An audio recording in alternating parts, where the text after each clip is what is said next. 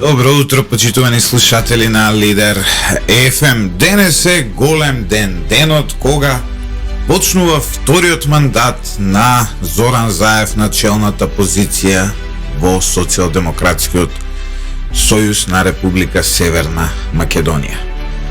Ние вчера како медиум ја имавме честа први да откриеме дека Зоран Заев победил на нивните внатре-партиски избори. Ке ви ја прочитам веста која Лидер ја објави вчера. Ексклузивно. Зоран Заев победи на изборите во СДСМ. Ваква демократија никогаш не била забележана. Насловот кој го читате погоре не е наслов на сатирична вест. Насловот кој го читате погоре е наслов на абсурдот во нашето општество. Поголем дел од медиумите во Република Нашата земја, тоа е новоговорен термин, денеска се преплавени со статии и наслови за демократијата која на дело се спроведува во владеачката СДСМ, каде на директни избори се бира нов лидер. Илјадници членови на партијата во редици чекаат пред избирачките места за да гласаат за својот фаворит. Сите имаат само еден фаворит. Затоа што само еден е и кандидат, а тоа е Зоран Заев. Телевизиите имаат отворени студија, се информира на големо за оваа демократска трка помеѓу Зоран Заев и самиот себе. Ова не е сценарио на Џон Клис. Ова е вистинска целодневна случка во Република Нашата земја. Се уште не можејќи да најдеме рационална причина зошто воопшто вчера, односно кога беше напишано денеска, се одржаа избори, редакцијата на Радио Лидер ексклузивно пред сите во државата го прогласува победникот на изборите. Не го прогласувавме победникот врз база на информација добиена од терен или од извор, што е задача нели на новинарите, туку го прогласуваме затоа што друг исход и не е можен. Овој пат тоа ексклузивно во нашиот наслов е само атрибут за повеќе кликови на веста. Воедно им се извинуваме на плејадата на апологетски портали и медиуми што пред сите нив го прогласивме победникот. Веројатно, нашата власт сака новинарската професија на иднината да изгледа вака. Се да биде предвидливо, а тие да немаат никаков проблем во остварувањето на сите најниски намери за гола и сурова власт. Верували или не, победник вчера беше Зоран Заев. Редакцијата на Радио Лидер на Зоран Заев му ја честита под победата над разумот и достоинството на илјадници членови на партијата која е наследник на Сојузот на комунистите на Македонија. Му честитаме што без никаков протест и крик направи будали од илјадници интелектуалци кои членуваат таму. Некогаш се надевавме дека таму постои некоја сила која ќе се бори против безумноста, но Заев не демантираше. На Зоран Заев му честитавме што потроши огромни државни пари, злоупотребни државни ресурси за овие избори на кои практично не се бираше ништо освен нов негов деспотизам над една политичка партија. Тој веројатно би сакал изборите на државно ниво да изгледаат вака. Молете Бога таа желба на малиот абсурден диктатор од Струмичко да не се оствари. Честитаме, Зоране. Толку си мокен што секој ден во нас изнудуваш чувства кои орбитираат околу мислата. Добро, тој е луд. Но народов кој го следи, зарем е можно да е волку ненормален. Добро утро уште еднаш, почитувани слушатели од студиото на Радио Лидер. Мој гостин ова утро е Драган Ковачки, член на извршниот комитет на ВМРО ДПМН, утро во таа улога, инаку армиски полковник, но денес со слободен ден. Така е. Добро утро до вас и до вашите слушатели. Член на извршниот комитет на ВМРО ДПМН. Така е, вработен сум во армијата, меѓутоа не застапувам ставови на армија и овде сум гостин исклучиво како представник на партијата. Минатиот месец најчитана, една од најчитаните вести на сајтот на Радио Лидер беше онаа вест за вашиот конфликт со Радмила Шекеринска. Таа вас ве даде на дисциплинска комисија и ве казни само затоа што сте биле дел од една емисија, тоа е од Заспи ако можеш на телевизија Алфа. Па така, има повеќе. Добро, јас ајде да на почеток да се придружам кон честитките за изборот на лидер на социјалдемократите на Северна Македонија, како што сами се нарекува. Ќе ми дозволите малку да искоментирам и по тоа прашање, па ќе се навратам на вашето прашање.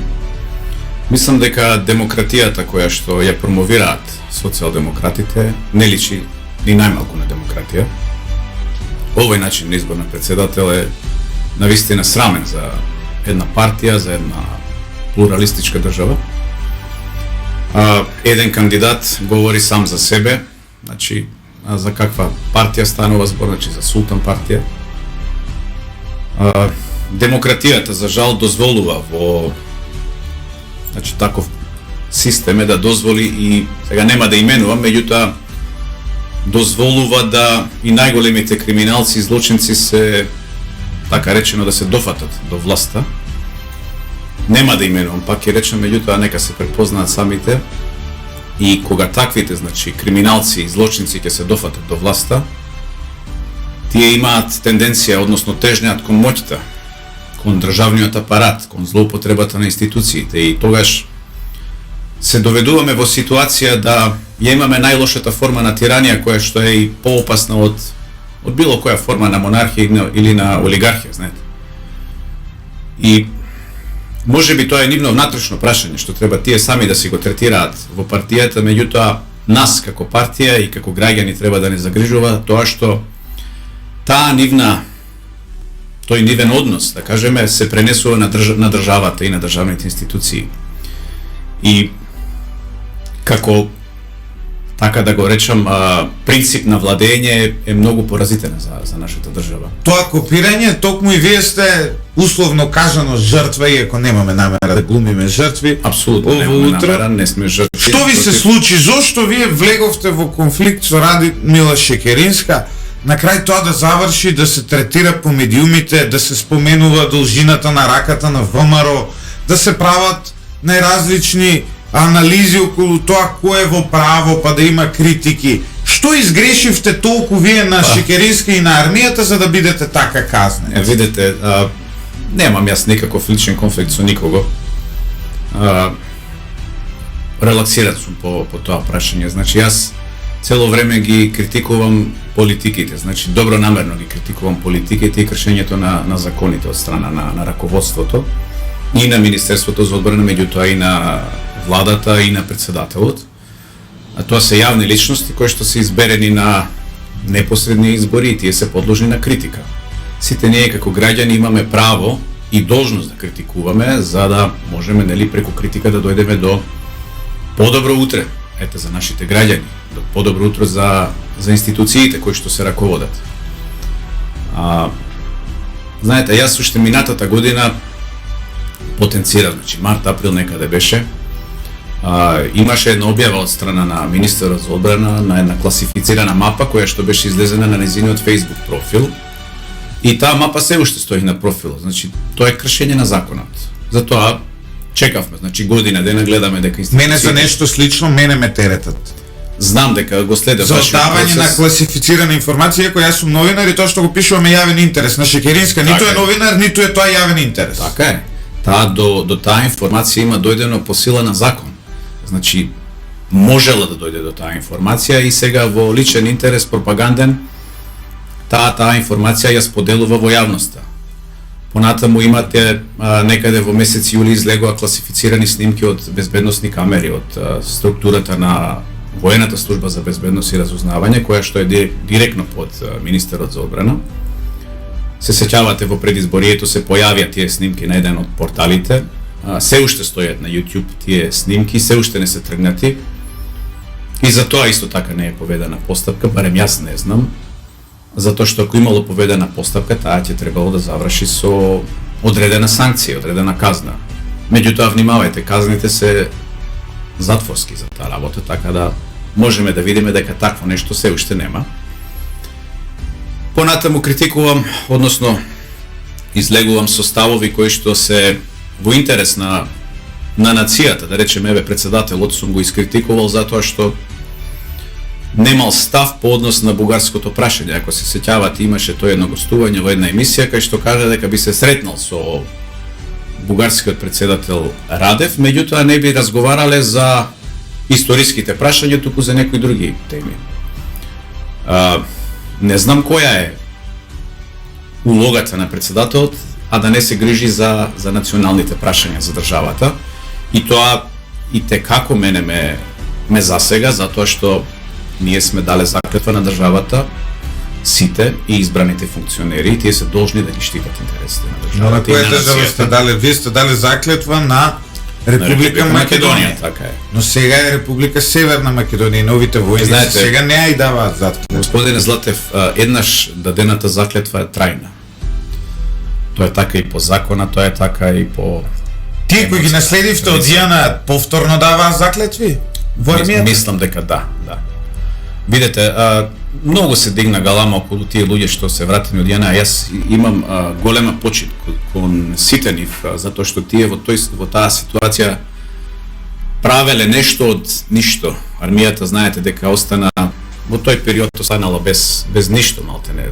Се сеќаваме јас у тоа време сум бил се уште средношколец, меѓутоа се сеќавам на новинските извештаи кои што одеа дека малтене старата армија има однесено се од оваа држава. Па овие лица што се вратени од тоа време од Јана, мислам дека имаат дадено голем допринос за апсолутно ние денеска го имаме тоа што го генерално имаме. ние се што го имаме денес како современа држава на еден или на друг начин е изградено во го должиме на тие генерации, да и треба да искажеме почит кон нив. Ковачки, вас ве казнуваат поради овие серија на настапи кои ги кажавте на комисија која е нели во генералштабот, односно во армијата, каде што членуваат луѓе како Кенан Рахич, Блерин Волина, Скендер Битичи.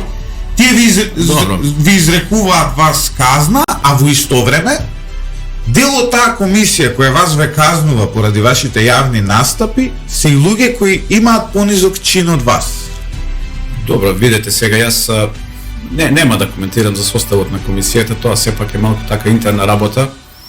Меѓутоа, да, факт е дека има прекршено законски одредби во делот на лица кои што носеле одлука, а се помали по чин. Тоа е противзаконски и тоа е преседан, да речем, во една било која институција, не само армија, да кажеме, која што е строго хиерархиски поставена.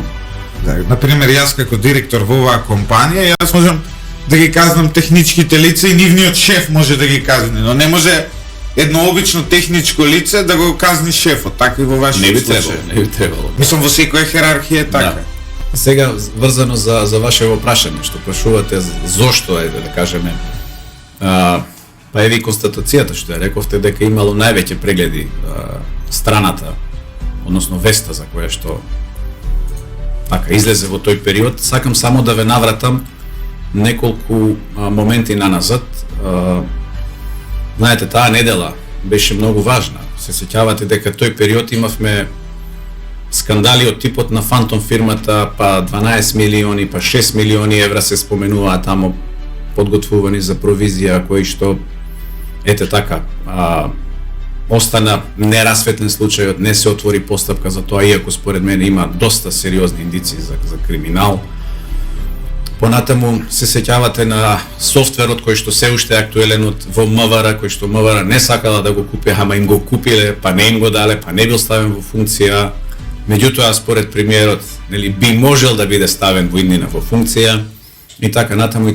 Значи сериозни индиции за криминал имаше во највисоките кругови на власта кои што беа, ајде да речам, бајпасирани, односно со еден дефокус на таква една вест од страна на министерот за одбрана, која што изнесе интерна работа, која што треба да се решава исклучиво во рамките на министерството, а не во јавноста, зашто јас долго време предупредувам, меѓутоа очигледно е дека политичкиот интерес, личниот интерес е сепак предничи пред државниот. Сепак кога зборувам државен интерес, мислам на расчистување на овие случаи, знаете, кои што ги поведоа, кои што не се поведени од страна на институциите.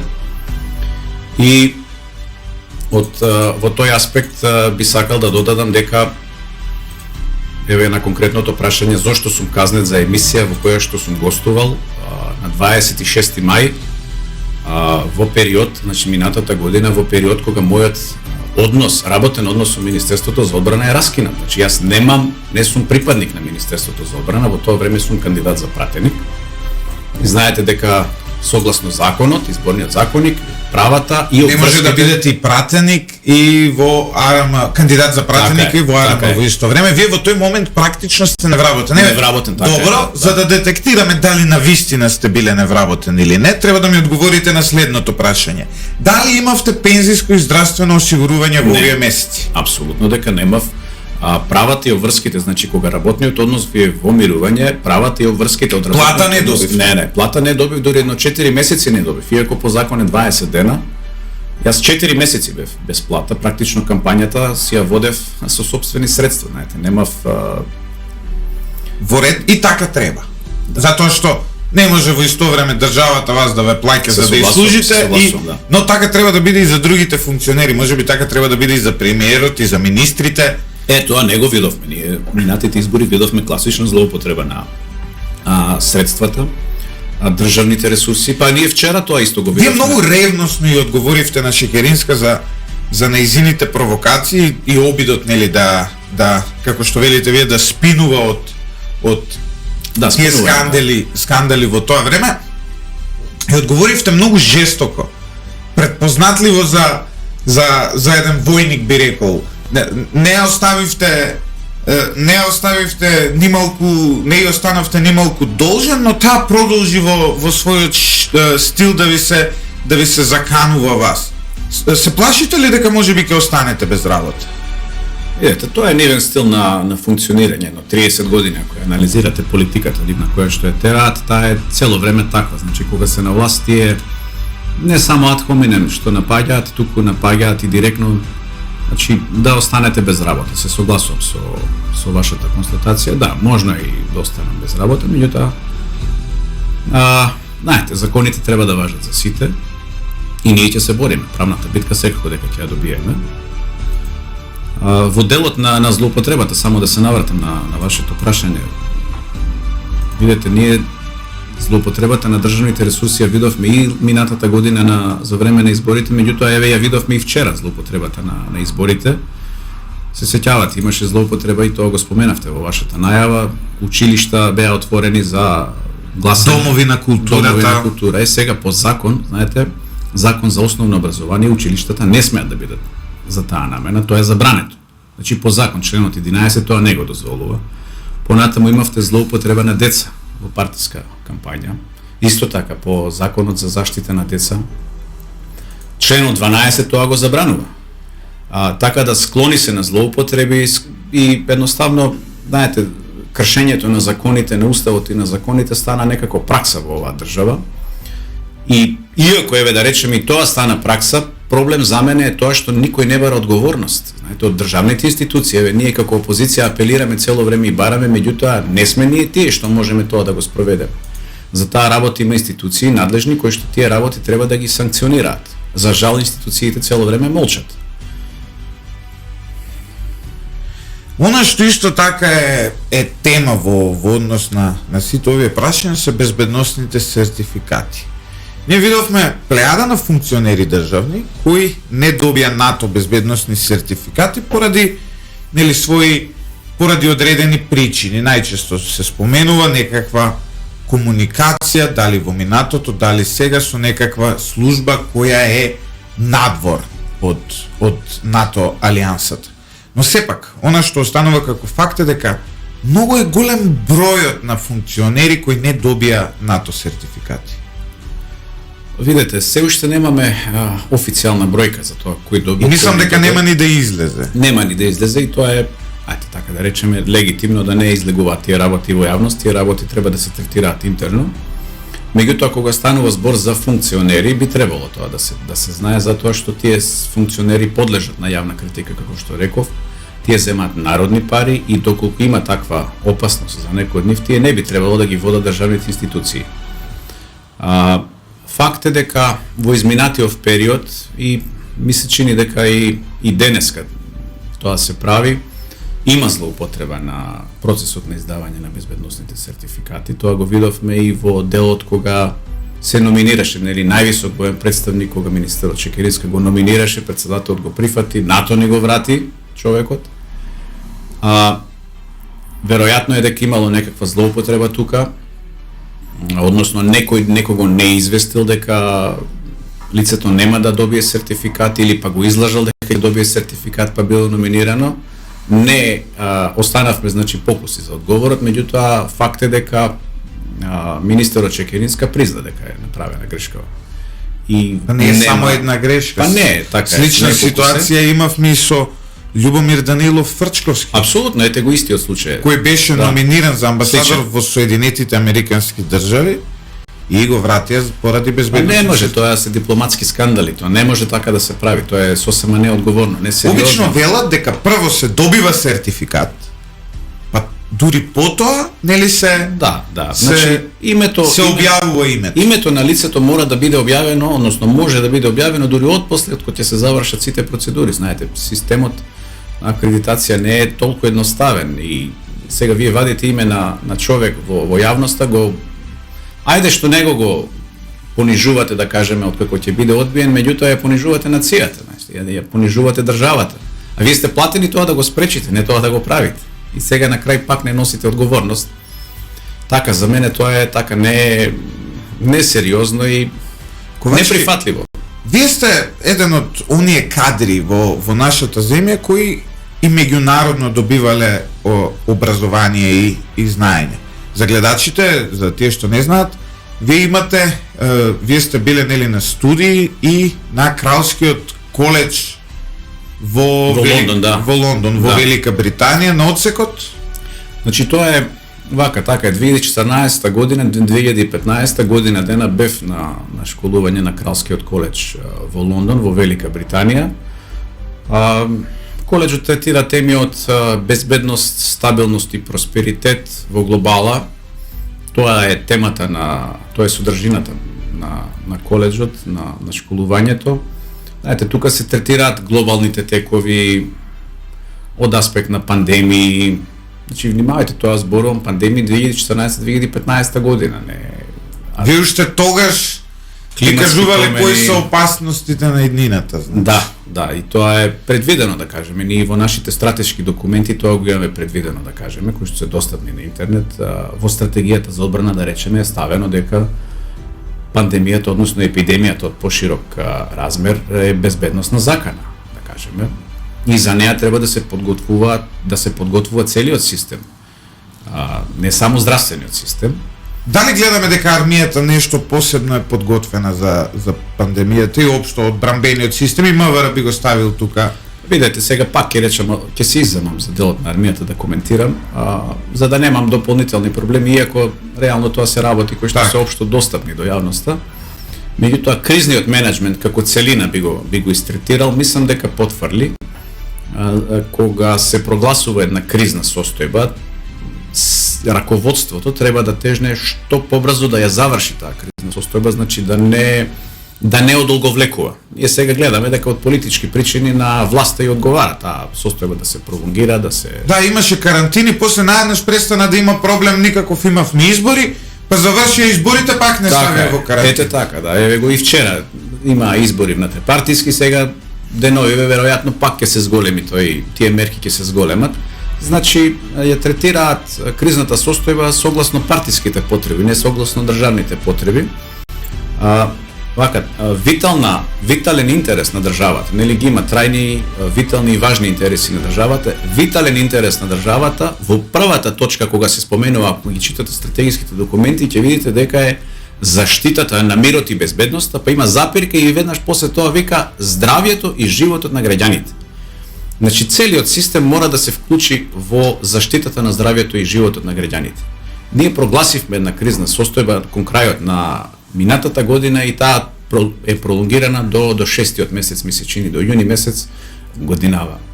Системот мора да биде ставен во функција што пократко да трае таа кризна состојба, а не што подолго да трае. Од тие причини ние гледаме во таа кризна состојба,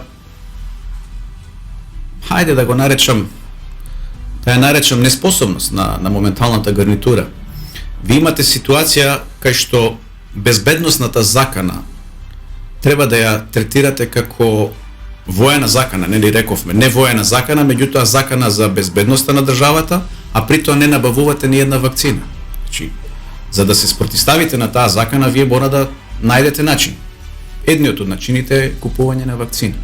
И сега видовме, наместо да се купуваат вакцини, се трча по провизии. Те од кинези, Те од Срби. вчера слушнавме на Ал Джазира, значи, еве, Ал Джазира исто така респектира медиум, кај што обвини дека провизии сакале Директор да и се главен земат. уредник на Ал Джазира е Горан Милич, човек кој е поим Апсолутно за новинарството поим, да. на Балканот, еден од најдобрите Уште новинари од времето на Југославија се од сеќавам. Вардар до Триглав, кој дишал воздух во изминатите Да. 50 години. Сега ние обвинуваме за фейк така натака, значи наместо да трчаме да донесеме вакцини, ние трчаме да земеме провизии.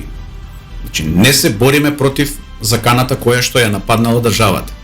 И затоа сме во првите топ 5 држави во светот по смртност. И некако тоа народот го гледа, не го прифаќа и мислам дека на наредните избори дека драстично ќе го казни овој режим, да речам, кој што е прогласен за хибриден режим. Ковачки, вие бевте предложени од страна на опозицијската ВМРО ДПМН да бидете технички министер за внатрешни работи, но вашиот предлог не помина затоа што нели претходно сте биле носител на чин. Така е, да.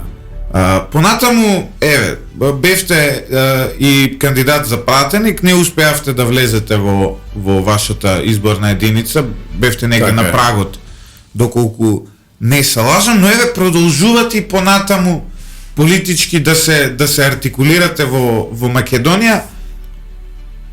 Кој ви е главниот порив за цела оваа работа? Еве, сте биле на Кингс Коледж, имате добра работа, имате веројатно добри меѓународни и внатрешни контакти. Која е причината, Драган Ковачки, покрај се ова, имате проблеми поради вашите активности, како што кажавме на самиот почеток, што ве води? Видите, точно убаво го рековте. Јас сум реализиран, немам растеретен сум, значи немам оптеретување од никој да јас доброволно се вклучувам во политиката затоа што гледам дека ова што сега и се случува на државата е невидено. Јас не знам една друга држава на овој начин власта да се однесува кон сопствената држава, значи до таа мерка да се ги понижувате сопствените граѓани, да го рушите националното достоинство, да распродавате се што не е ваше. Да крадете, така безочно да го крадете народот и при тоа да го лажете. Тоа јас не можам да го прифатам. И не само јас, мислам имам доста луѓе кои што се на истиот став и кои што се подготвени да се приклучат во борбата против, пак ќе речем, хибриден режим. Не го прогласивме ние за хибриден режим. Тоа се таква категоризација добија од светските реномирани институции. Ова до сега не било вака. Еве колку време сме самостојна држава, мислам дека вакво тонење и до вакво дередже, да ми простат слушателите, значи што користам ваков речник, меѓутоа мислам дека државата не била доведена. И сите ние сме најповикани да се вклучиме. Секој што има можност да помогне на државата, е должен да ја помогне на државата, затоа што после ќе биде касно, ќе биде доцна и нема да бараме оправдувања. Јас ќе речам, чувствувам одговорност кон државата и затоа се вклучувам во овие процеси. Секако, моментот кога ќе добијам, ако добијам државна функција, јас нормално дека ќе ја напуштам армијата и тука не планирам понатаму да ја градам својата кариера. Додека го говориме ова, Скопје го изгуби најдобриот полицаец кој ја оставил униформата и се преселил во Германија. Сведочат за Радио Лидер неговите колеги. Се работи за Дарко Јовановски од полициската станица во Газибаба, кој на свеченост на 27.12.2020 година, пред само 3,5 месеци, беше прогласен за најдобар полицаец во Скопје од страна на градоначалникот Петре Шилегов. Ова е веќе пракса во полицијата, секојдневно млади колеги даваат откази и ја напуштаат земјата. Говори за Радио Лидер негов постар колега.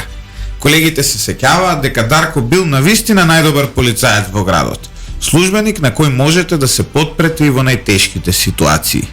Му посакуваме многу среќа во Германија со прашалници над главата, господине Ковачки.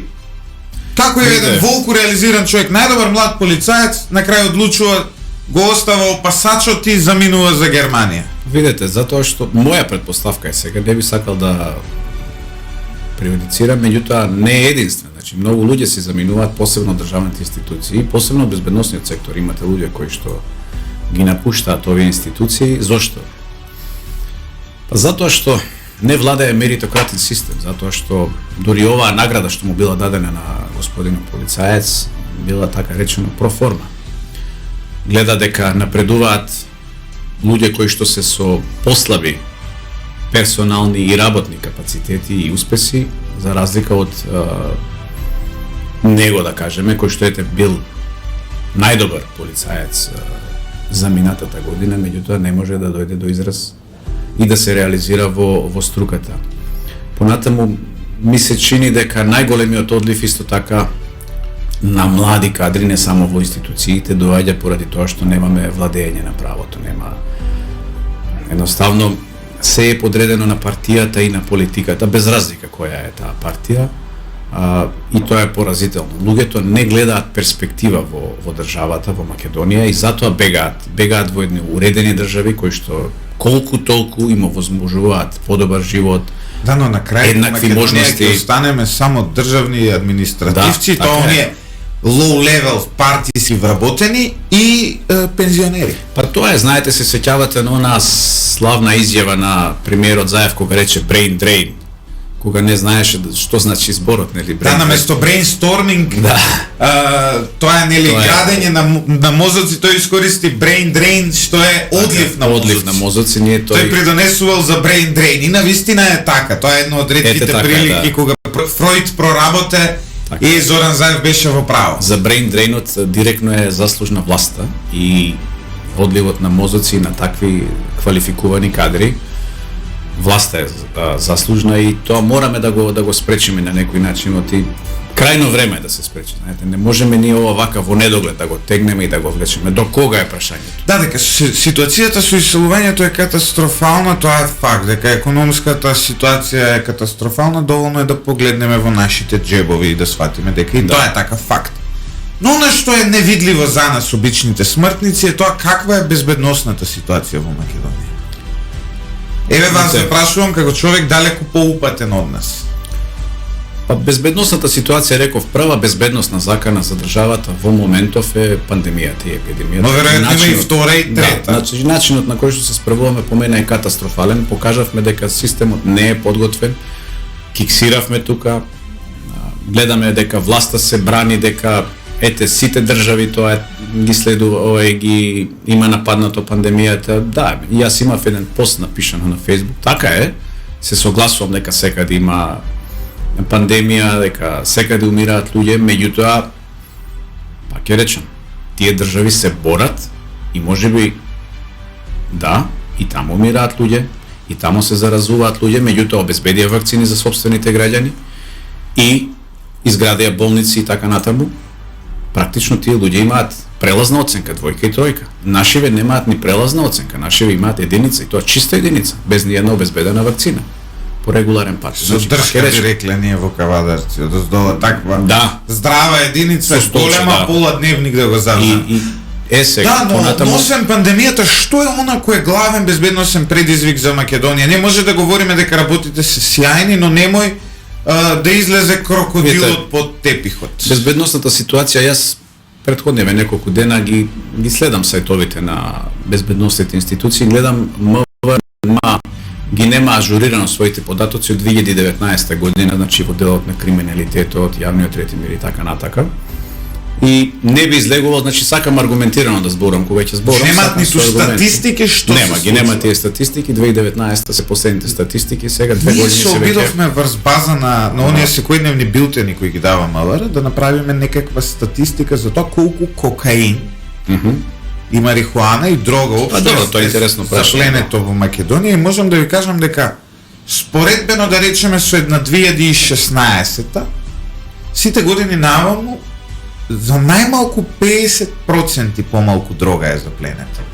Истото можеме да го кажеме и споредбено со 2015-та и 14-та и 13-та и 12-та и 10-та. Тоа значи дека многу помалку дрога се запленува А тоа не значи дека помалку дрога има во... Така е, се согласувам дека е така, дека тоа е показател, или има помалце дрога, или помалце се работи. Јас не верувам, искрено кажам, меѓутоа немам аргументи, ги немам бројките за да знам, за да можам тоа да го тврдам дека е тоа така. Меѓутоа најверојатно е тоа така. И не е само... може би некои се богати. Па, апсолутно, да, па затоа заплената е помала и се знае зошто е тоа. Тоа е доходовна, да речем, активност, незаконска, меѓутоа таа работа не може да се... Може ли да се разбудиме ние за 4-3-2 година од сега, не е битно колку, и да сватиме дека нас всушност во изминатите 5 години не владел наркокартел? Па, јас имам некоја перцепција дека се движиме кон Колумбија, да ми простите, за жал дека е така, дека движиме кон тој пат. Многу брзо се случуваат овие промени и народот можеби не ги гледа.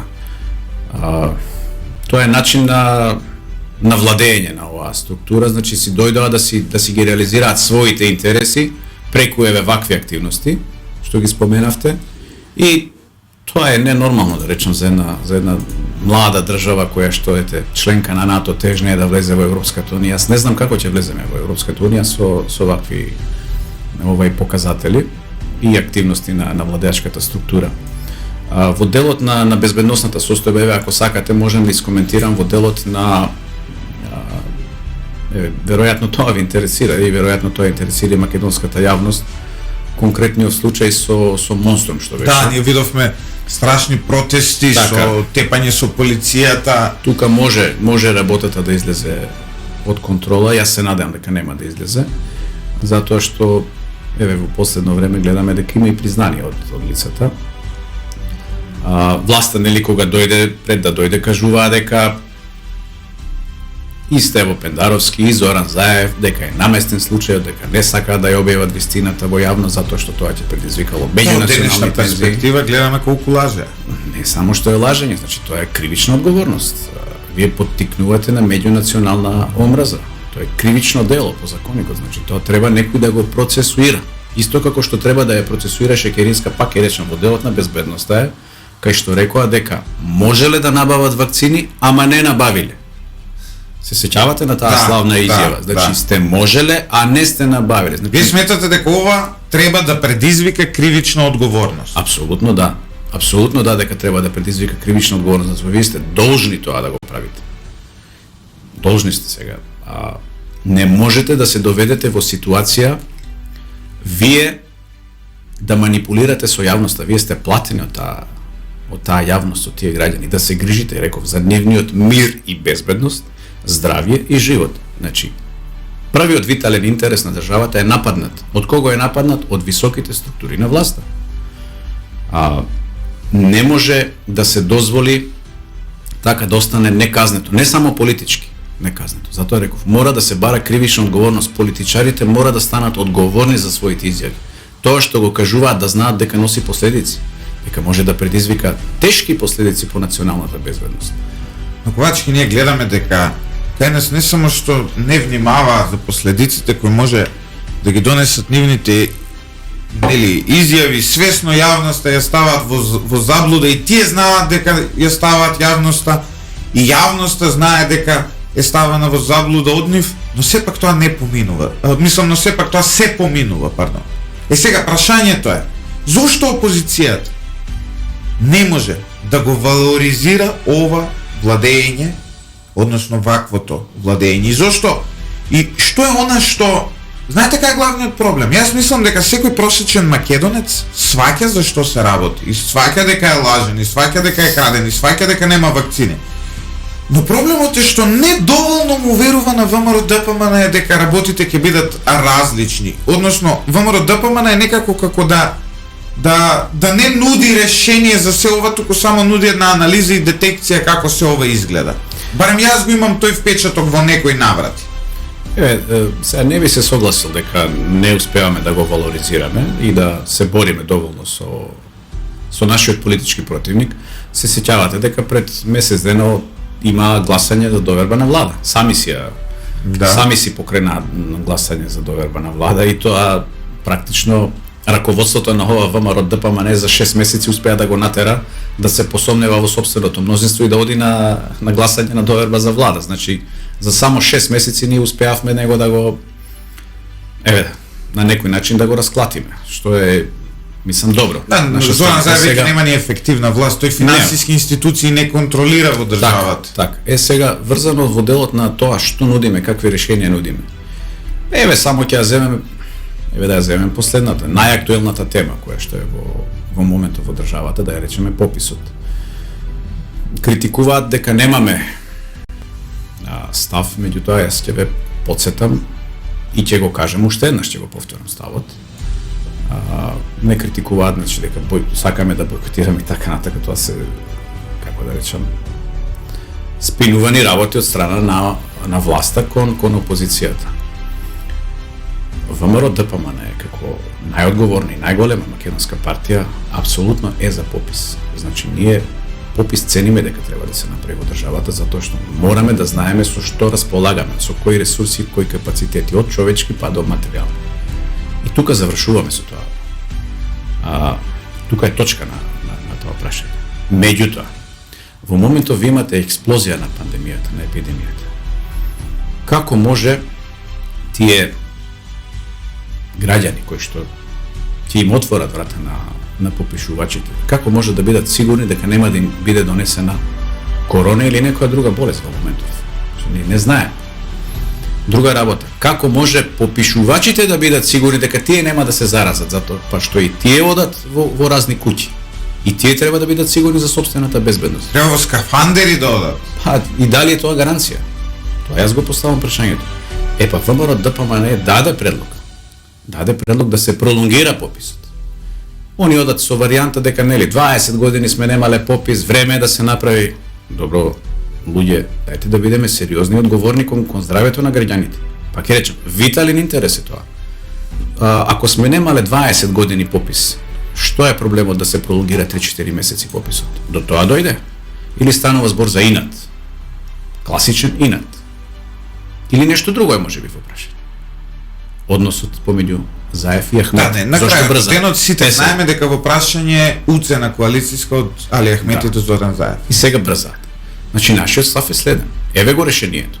Дајте да го одложиме пописот за наесен. Да се спроведе по сите стандарди и на крајот, најважно, да го заштитиме здравјето на граѓаните. Има ли покоректен предлог од тоа? Јас мислам, нема во моментов. Тоа што на сила они туркаат, тоа е исто така можеби треба да се размисли дали не подлежи на кривична одговорност. Значи на сила туркање на попис може да предизвика загрозување на животот и здравјето на граѓаните. Во моментов. Покрај сите параметри што укажуваат на тоа дека има еден гап, се вика тоа на англиски, на податоците врз база на тоа колку вакцини стигнале во Македонија и колку доктори се вакцинирани. Во таа бројка фалат одреден број на вакцини, имајќи одредени податоци, ние како лидер објавивме дека тие вакцини завршиле во како да кажам, во телата на дел од државните функционери. Имавме основано сомнение за тоа и едни податоци кои сега не би сакал да ги откривам.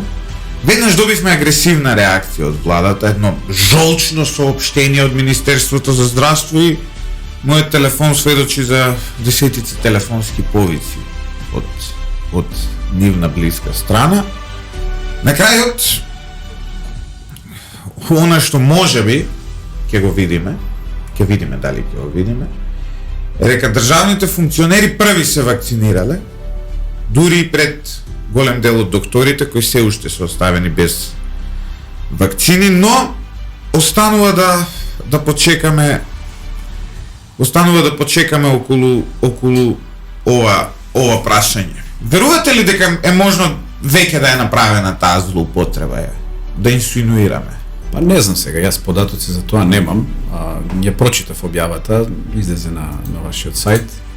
Веројатно е дека начинот на кој што се однесуваат кон државните институции и кон средствата кои што им се дадени на располагање, видовме во изминатиот период дека е така, ги користат во своји цели и нема да ме изненади тоа да го имаат направено. Сепак тие се елитата, нели, јас така ги нарекувам. Тоа е таа висша класа која што прво гледа за себе, а после гледа за граѓаните.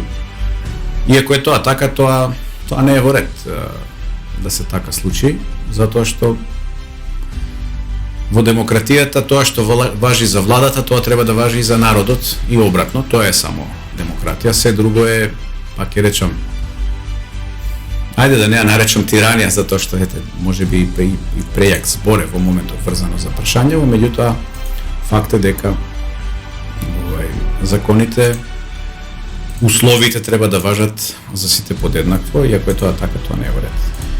Информација од ова утро, мал прекин на интервјуто, повредени 6 лица во експлозија на плинска боца која се случила вчера вечер во викендица во селото Матејче во општина Липково. Во 21 часот и 45 минути во село Матејче, на местото викано Матејски колиби, во викендица при експлозија на плинска боца се здобиле со повреди лицата СС, ВИ, ЗСНН, БШ од Куманово.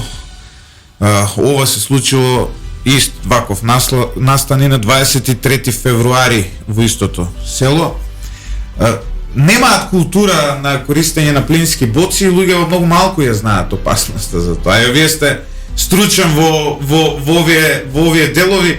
Знаете, кај нас нема стандарди за ништо. Имам еден пријател, се пресели во Швајцарија и се враќа во Кавадарци после неговите први 3 месеци таму и доаѓа и вели, вика, ме казнија 2 пати, вика, по 4000 франци. Го прашувам зошто? Па вика, ради една иста работа. Зема, вика, да реновирам дома и реновирал. И после неколку дена отишол и во Сандаче нашол казни. Прво казни затоа што реновирал без да има лиценца за тоа. Затоа што треба да повикате мајстор. Тоа е првата казна. Втората казна затоа што реновирал во време кое не е предвидено за тоа. Таму си знае точно дека можете да работите, да речеме, од 9 наутро до 13 часот и толку. Он си работел цел ден. Трета, затоа што ставил гипс картон зид, а гипс картон зидот нели не го пријавил во општина, па тие во пожарникарската мапа го немале овој зид. И плюс му наплатили за тоа што сега и ќе ви го внесеме нели зидот. Така изгледа држава со стандарди. Ние не можеме за плински боци да направиме стандарди кои се закана за животот од ваков тип. Не дај Боже, може да се случи голема трагедија. Пред неколку години видовме во Киселавода цело семејство кога загина, а камоли за гипс картон зид да ве казнат. Зошто нема стандарди во Македонија, Ковачки? Општо за се земено. Зошто нема стандарди? Знаете, стандардот кој ќе го поставите, тој треба да го почитувате. Затоа и не се носат стандарди. Ние и оние кои се пропишани многу тешко дека ќе ги почитуваме. Да, затоа и не се пропишуваат, за да може да се така заобиколуваат законите, да се игра околу нив. И па тука е и проблемот, знаете, и овие што се наши оценки што ги добиваме од реномираните институции од странство се базираат токму на тоа што можеме да ги заобиколуваме, односно власта ги заобиколува законите, ги носи законите согласно своите потреби. И тука паѓаме ние на тој дел на перцепција, да кажеме, и за корупција, и за криминал и така натака. Значи, стандардот како стандард, ако се постави, тој треба да се почитува.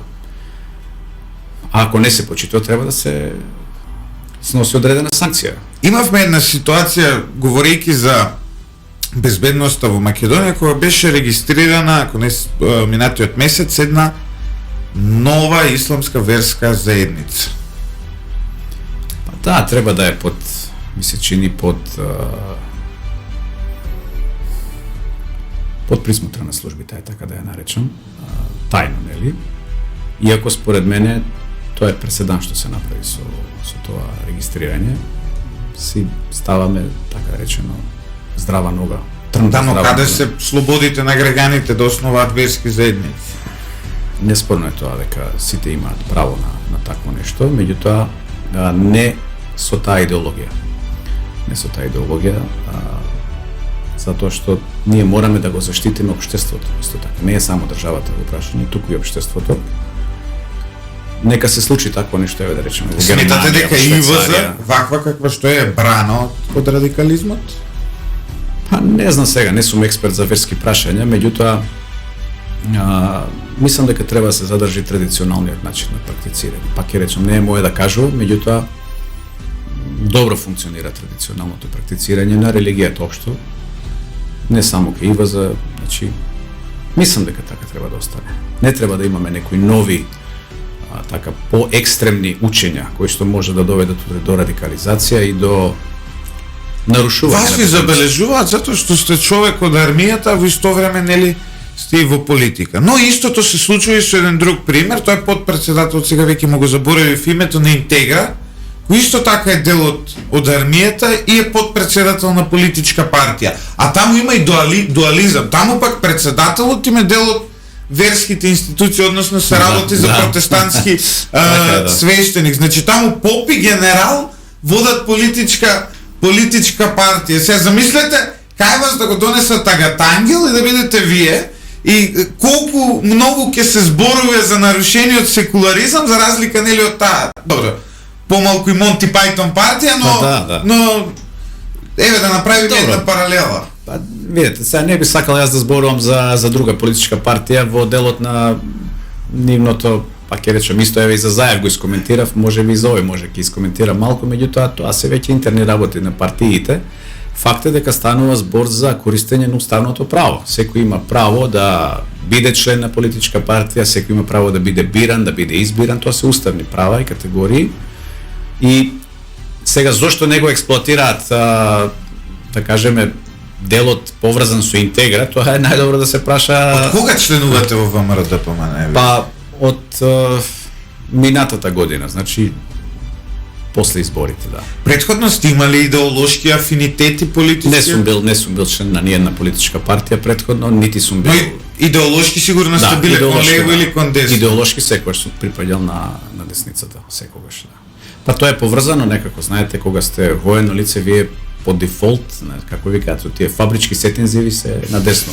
Да, видовме во Соединетите Американски држави, тоа со примерот на Доналд Трамп, каде што цела армија практично гласаше за него. Па, добро сега, тоа ќе отидеме во други теми, не би надлегувал. Се вели дека при својата едукација војниците поминуваат низ процес на перење на мозок, кој ги сетира во животот и кој ги става во одредена, како да кажам, моторика и кондиција. Навреда е за вас кога некој ќе го каже ова. Многу често сум го слушал овој став. Па не е навреда, факт е дека искуството, нели, со тек на години, едукација во текот на работењето и така натаму, вие се градите, нели, како лично се градите до 40-тата и така години, нели? И факт е дека средината во која што живеете влијае на вас. Тоа е така и по дефиниција, меѓутоа го гледаме и во пракса. Истото важи и за докторите, еве да речеме хирурзите, земете ги, па тие се едни од најсмирените личности, или оние што се судска медицина и така натаму. Во Македонија и најбогатите.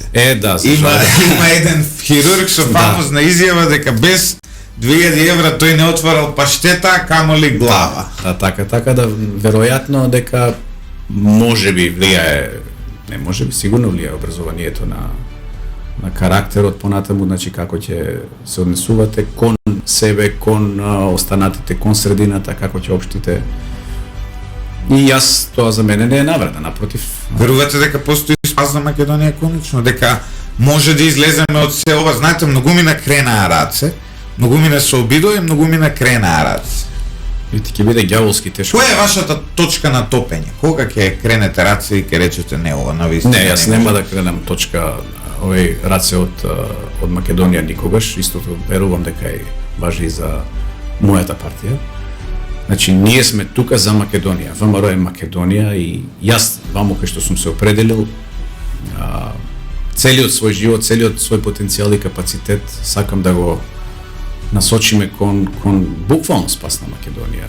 Дојдена е на вистина сме го допреле дното, неколку пати до сега и го пробивме за жал.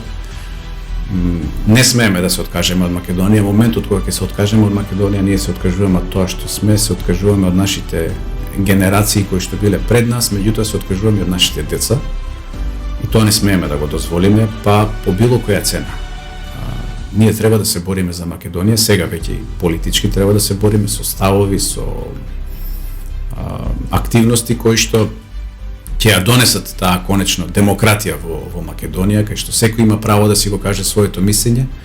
И на крај, конечно, број 1 и последно, и прво и последно е владењето на правото. Значи да секој пред законите биде еднаков и секој за се што има направено да одговара. Без одговорност ние не можеме да ја направиме државата. Јас знам дека тоа ќе биде ѓаволски тешко да го направиме. Меѓутоа подготвени сме да одиме до крај. Подготвени сме. Што значи тоа до крај?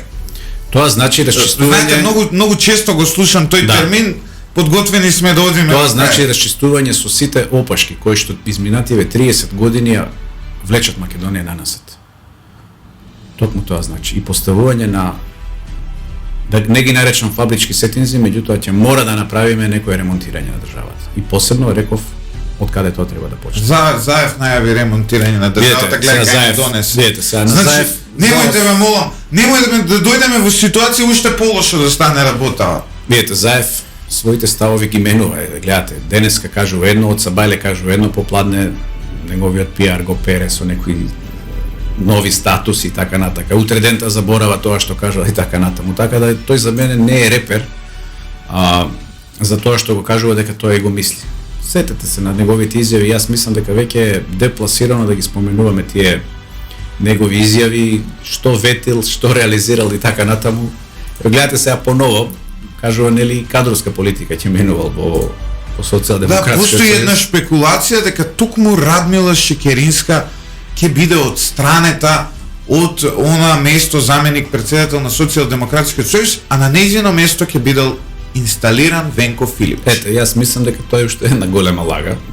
Дај Боже да грешам, да речеме, меѓутоа мислам дека е голема лага. Не знам како е по статутот на социјалдемократите, дали го укинуваат тоа заменичко место или не.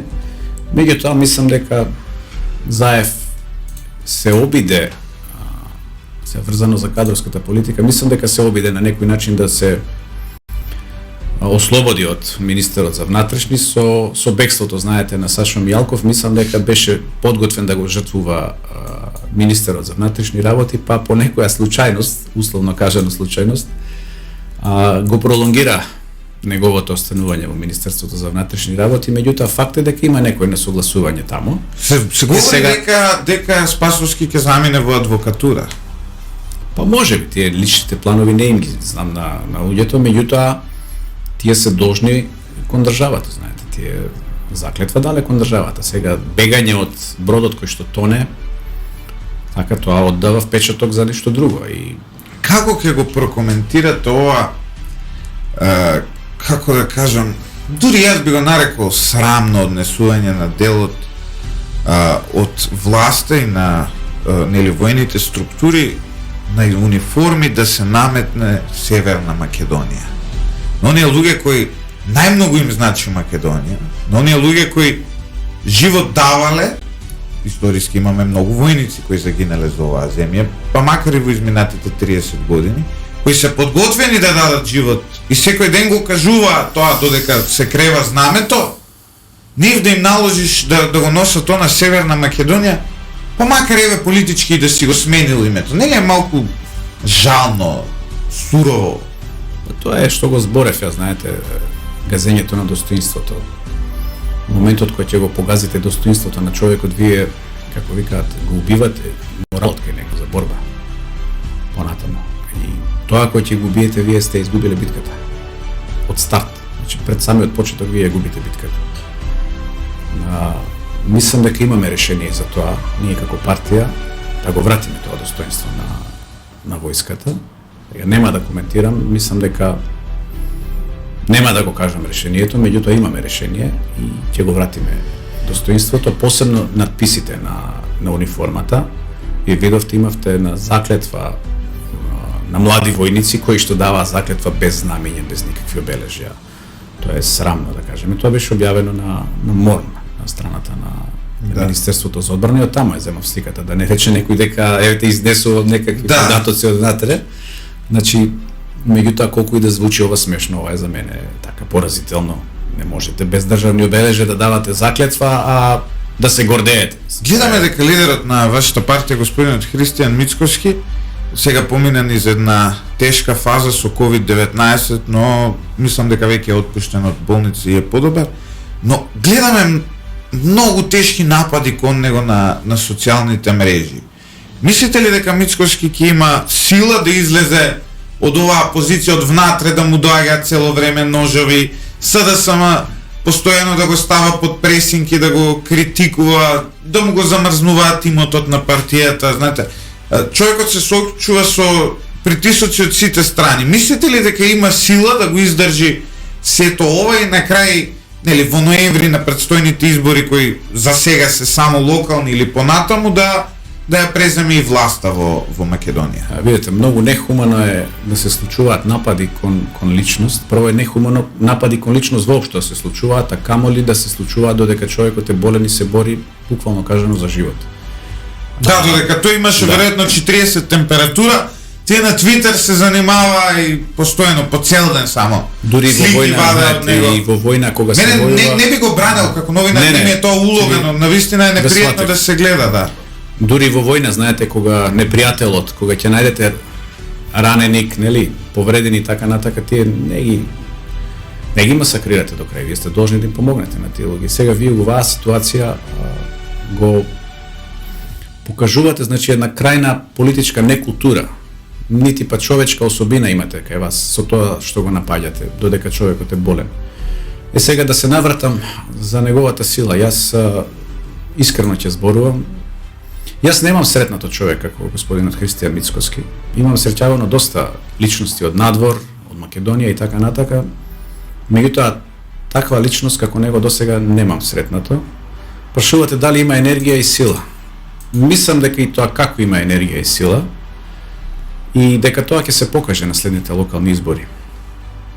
Тоа што го прават со овие заткулисни игри, што го влечат дена лево, дена десно, па го напаѓаат од секаде, тоа е само уште еден показател дека луѓето се плашат од него.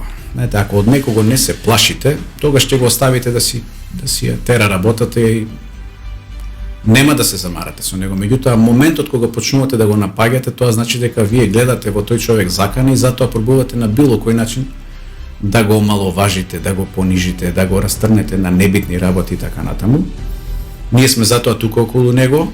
Да, тема на разговор на обвинителството беше дали тој бил во теретана за време на пандемија. Можете да замислите дока имаме ситуација. Отпадна, но замислете каде кој е парадоксот. Имаме ситуации за енормен криминал вреден милиони и милиони на Драги Рашковски, да речеме, со Леонардо, тој го заборавивме, јас го објавив тој, и никој од обвинителство не се зафаќа за работа за Леонардо, а се зафаќаат за работа за ракавиците на рака на Христијан Мицкоски, па дали бил во теретана или не. Случај кој што беше отфрлен и не слушнавме ниту извинување. Гледате до каде и политичката култура, значи со местенки се служат и на крај не сакаат ни да се извинат. Така? Да. А големите предмети, корупцијски, не ги ни отпочнуваат да ги водат. И ако ги отпочнуваат, како рекет, ќе го заташкаат. Ги отпочнуваат со плански жртви и заташкување. Еве да речеме, во овој момент Зоки Кичиец е на слобода, односно тој е во затвор и секој ден се шета слободно како вработен, и Катица Јанева е во куќен притвор во Гевгелија. Ете. И мислам дека случајот... А сите мислиме дека таму била некако правдата задоволена. Може би дел од правото да е задоволено, меѓутоа правдата не е задоволена.